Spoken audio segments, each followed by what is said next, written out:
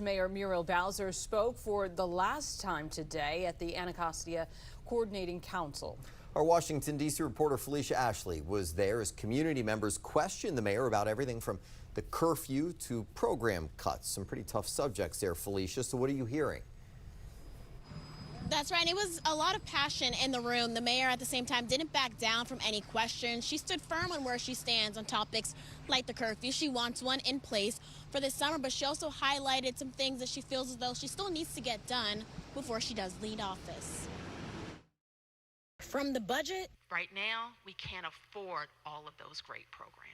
to programs. If you had these family success centers, why would you take money away from the family Because they haven't been successful. But why? Nothing was off the table in Ward 8. Community members questioned Mayor Bowser about the decisions she's made and the choices she's still working on. At the forefront of the questions, the emergency curfew. What people are playing is games.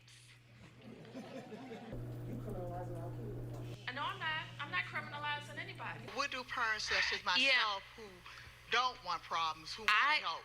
Robin, I actually think that we have a missing link, and that's a lot of parents that said, I've tried everything. We can't make the kid do anything either unless we have custody.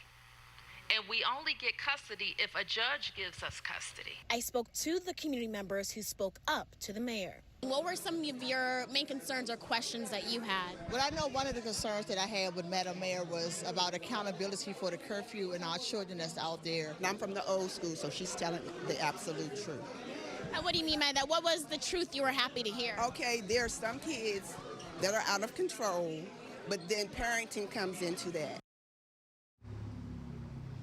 And another topic that was quite heavy in the room was a community member who spoke up saying that there are some neighborhoods in Wards 7 and 8 that are still food deserts. The mayor said that that is something they have tried to work on. They have not found a way to actually get that in place, get a grocery store in those areas. And she was honest. She said that is something they still are trying to and need to figure out. Back to you. Yeah, Felicia, certainly some sensitive issues there. Were there any kind of heightened moments during that meeting?